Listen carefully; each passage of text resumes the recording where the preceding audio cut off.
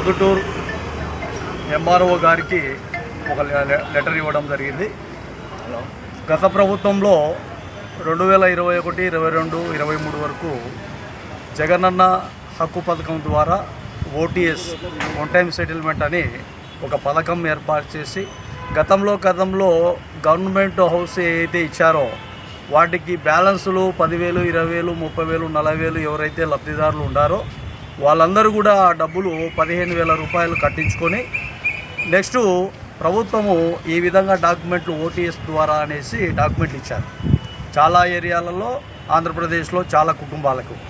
అయితే నేడేం జరుగుతుందంటే ఈ ఓటీఎస్ ద్వారా గ్రామ సచివాలయంలోకి వెళ్తే లబ్ధిదారులు ఎవరైతే ఉన్నారో ఇంటి పన్ను కుళాయి పన్ను వేయించుకోవాలి.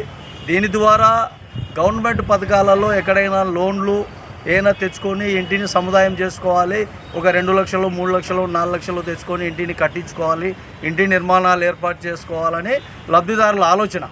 అయితే ఇప్పుడు గ్రామ సచివాలయంలో సిబ్బంది అడ్మిన్లు వాళ్ళు ఏమంటారంటే ఈ విషయంలో ఎటువంటి దాఖలాలు లేవు, ఇక్కడ మేము మీకు ఇంటి పన్ను కానీ కుళాయి పన్ను కానీ ఏర్పాటు చేసేదానికి ఈ డాక్యుమెంట్ల ద్వారా ఎటువంటి హక్కు లేదు మాకు అనేసి ఆ గ్రామ సచివాలయంలో అడ్మిన్లు అడుగుతారు. కాబట్టి ఈరోజు గౌరవ ఎంఆర్ఓ గారికి ఒక లెటర్ ఇవ్వడం ఏంటంటే రాష్ట్రంలో మన ప్రొద్దుటూరు పట్టణంలో ఇంకా రకరకాలుగా ఈ ఓటీఎస్ ద్వారా పథకాలలో ఈ డాక్యుమెంట్లు ఉన్నాయి. దీనికి సత్వరమే ప్రభుత్వము తగిన విధాలుగా చర్యలు తీసుకొని ఈ చర్యల్లో భాగంగా ఈ ఓటీఎస్ పథకంతో కాకుండా గవర్నమెంట్ ఏదైతే ఈ గవర్నమెంట్ పథకాలు ఏర్పాటు చేస్తుందో ఏ ప్రభుత్వం వచ్చినా కూడా ఖచ్చితంగా ఏ ప్రభుత్వం వచ్చినా గవర్నమెంట్ పథకాలలో గవర్నమెంట్ సింబల్స్ ఉండే విధంగా మళ్ళీ మార్పులు లేకుండా ప్రజలకు లబ్ధిదారులకు ఇబ్బందులు కలగకోకుండా ఒకటే విధానాల్లో గవర్నమెంట్ పథకాలు ఉండే విధంగా రాష్ట్ర ప్రభుత్వము ఇంకా రాబోయే కాల పరిస్థితుల్లో ఎవరైనా కానీ ఇదే విధంగా ఉండాలి.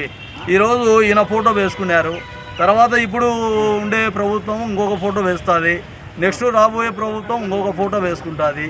అలా కాకుండా గవర్నమెంట్ ఏ విధంగా అయితే అయినా వాళ్ళ పథకాలలో ఆ సింబల్స్ ఉంటాయో వాటిని మాత్రమే ఏర్పాటు చేసి ఇటువంటి 10 సార్లు బుక్కులు ఏర్పాటు చేసినా కూడా ఇబ్బందులు లేకుండా ఉంటుందని కూడా మహాజన రాష్ట్ర సమితి ఆంధ్రప్రదేశ్ ప్రొద్దుటూరు నుండి ఈ విషయాన్ని రాష్ట్ర ప్రభుత్వానికి తెలియజేస్తాం.